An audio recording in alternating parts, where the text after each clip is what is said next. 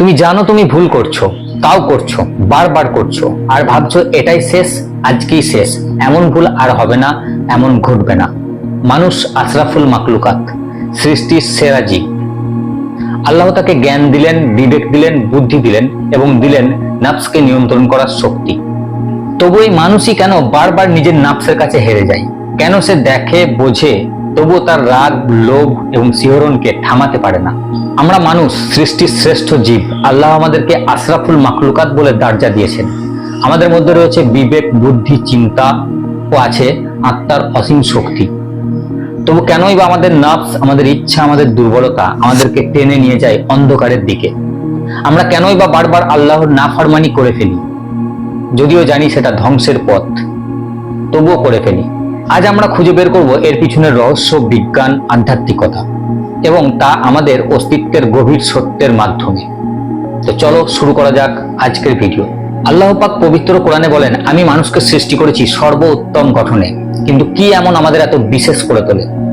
বিজ্ঞান বলে মানুষের মস্তিষ্কে রয়েছে 86 বিলিয়ন নিউরন। এই নিউরনগুলি মানুষের চিন্তা, সিদ্ধান্ত ও সৃজনশীলতাকে শক্তি দেয়। আমরা মানুষ শুধু বেঁচেই থাকি না, আমরা প্রশ্ন করি, আমরা স্বপ্ন দেখি আর আমাদের অস্তিত্বের উদ্দেশ্য খুঁজি। কিন্তু এই শক্তির সাথে আসে একটি পরীক্ষা, আমাদের নফস। কারণ নফস হলো একটি জটিল জিনিস। আল্লাহ কোরআনে বলেন, নবী ইউসুফ আলাইহিস সালাম নিজে বলেছিলেন, আমি আমার নফসকে নির্দোষ বলি না, কারণ তা অবশ্যই মন্দের দিকে আহ্বান করে। আর এর সঙ্গে জড়িয়ে রয়েছে শয়তানের একটি চিরন্তন প্রতিশ্রুতি। আল্লাহর সামনে শয়তান বলেছিলেন, আমি তাদের জন্য তোমার সরল পথগুলো বন্ধ করে দেবো এবং তারপর আমি তাদের ডানে বামে চতুর্দিক থেকে আসবো এবং তাদের মধ্যে তুমি বেশিরভাগ জনকেই পাবে অকৃতজ্ঞ। শয়তান আল্লাহর কাছে প্রতিজ্ঞা করে সে নাফসের দুর্বলতাকে ব্যবহার করে মানুষকে অন্ধকারের দিকে, ধ্বংসের দিকে ঠেলে দেবে।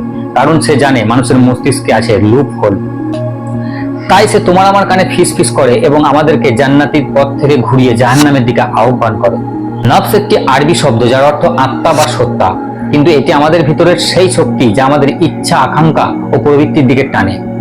বিজ্ঞানের দৃষ্টিকোণ থেকে নফস আমাদের মস্তিষ্কের অ্যামিগডালার সঙ্গে যুক্ত। এই অ্যামিগডালা আমাদের আদিম ইচ্ছা, লোভ, ভয়, ক্রোধ ইত্যাদি নিয়ন্ত্রণ করে, যা আমাদের তাৎক্ষণিক তৃপ্তির দিকে ঠেলে দেয়। কিন্তু আমাদের প্রিফ্রন্টাল কর্টেক্স, যা বিবেক ও দীর্ঘমেয়াদী সিদ্ধান্ত নেওয়ার ক্ষমতা যোগায় মস্তিষ্কে, সেটি নফসের বিরুদ্ধে লড়াই করে।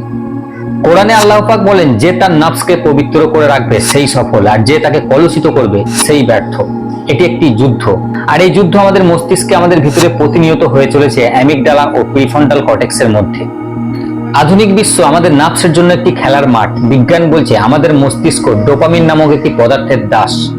আধুনিক মনোবিজ্ঞান বলে আমাদের ব্রেনে এমন এক রাসায়নিক পদার্থ আছে যার নাম ডোপামিন, যা আমাদেরকে অস্থায়ী আনন্দ দেয়, একটি নেশা তৈরি করে। নিজের মধ্যে আনন্দের উৎস খুঁজতে গিয়ে তুমি ভিডিও গেমে আসক্ত হয়ে পড়ছো, তুমি বিজ্ঞাপন দেখছো প্রলোভনযুক্ত এবং তার থেকে তুমি জুয়ায় আসক্ত হয়ে পড়ছো, তুমি পর্নোগ্রাফি দেখছো, মাস্টার বেসনে আসক্ত হয়ে পড়ছো আর ভাবছো যে এটাই শেষ, আজকেই শেষ, কিন্তু এর থেকে তুমি বের হতে পারছো না। এই খেলাগুলো সব ডোপামিন করে আমাদের ব্রেনে। আর এই আসক্তির ফলে তোমার ইচ্ছার বাইরে তোমার লোভ কাজ করে, তখন তুমি নিজেকে এর থেকে বার করতে পারো না। এই ডোপামিন ধীরে ধীরে একটি সাইকেল তৈরি করে, একটি নেশায় পরিণত করে দেয় তোমার ব্রেনকে, তোমাকে আরো বাধ্য করে এই কাজটা করতে, রোজ করতে, বারবার করতে। আমরা নফসের গোলামি করতে বাধ্য হয়ে যাই আরেকটি কারণ হলো অসচেতনতা। আমরা ভুলে যাই আমাদের জীবন সীমিত। সূরা আল ইমরানের 185 নম্বর আয়াতে আল্লাহ বলেছেন, প্রত্যেক প্রাণীকে মৃত্যুর স্বাদ গ্রহণ করতেই হবে। আর আমরা ভুলে যাই আল্লাহর ভয়। আমরা যখন এই মহান সত্যটি ভুলে যাই, তখনই আমাদের নফস আমাদের কন্ট্রোল করে ফেলে। এবার এখান থেকে আমরা কিভাবে বেরিয়ে আসবো, বা এই পথ থেকে আমরা কিভাবে মুক্তির পথ খুঁজে পাবো, আলোর পথ খুঁজে পাবো?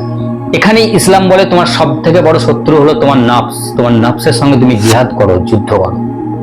রাসূলুল্লাহ সাল্লাল্লাহু আলাইহি ওয়াসাল্লাম যখন সাহাবীরা যুদ্ধ থেকে ফিরতেন, তখন তাদেরকে বলতেন, তোমরা ছোট যুদ্ধ থেকে এবার বড় যুদ্ধে ফিরে এলে।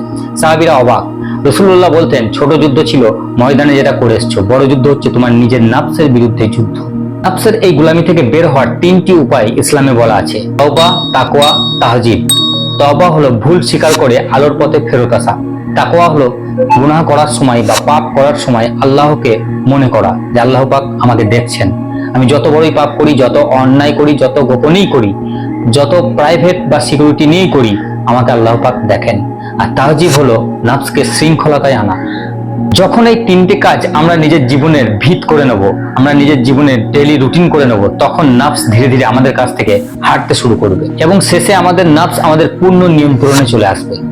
তুমি যদি আমার এই ভিডিওটা এখনো পর্যন্ত দেখছো, তাহলে তোমার মধ্যে সেই আলো আছে, জ্ঞানের আলো আছে, ইসলামের আলো আছে, তোমার মধ্যে ইমানের আলো আছে।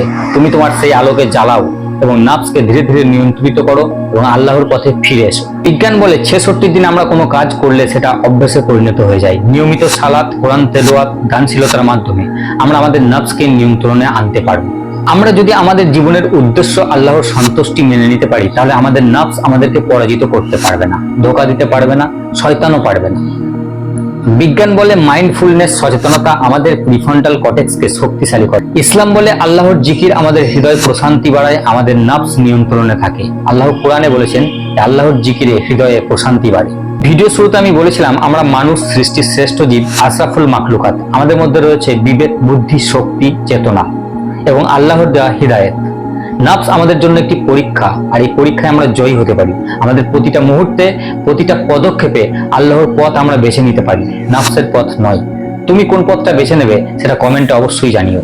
এই যাত্রায় আমরা একা নয়, সাইন অ্যান্ড সায়েন্সে আমরা প্রতিটা নিয়ত খুঁজে চলেছি সৃষ্টির রহস্য, সৃষ্টির উদ্দেশ্য, অস্তিত্বের উদ্দেশ্য, অস্তিত্বের রহস্য। এই ভিডিওটা যদি তোমাকে অনুপ্রাণিত করে থাকে, তবে অবশ্যই লাইক করো, কমেন্ট করো, বন্ধুদের সঙ্গে শেয়ার করো এবং যারা তোমার মতো আমার মতো গিল্ট ফিল করে তাদের কাছে এই ভিডিওটা পৌঁছে দিও, তাদের একটু হলেও উপকার হতে পারে। দেখা হচ্ছে পরবর্তী ভিডিওতে, ততক্ষণের জন্য গুড বাই, ভালো থাকবে, টেক কেয়ার।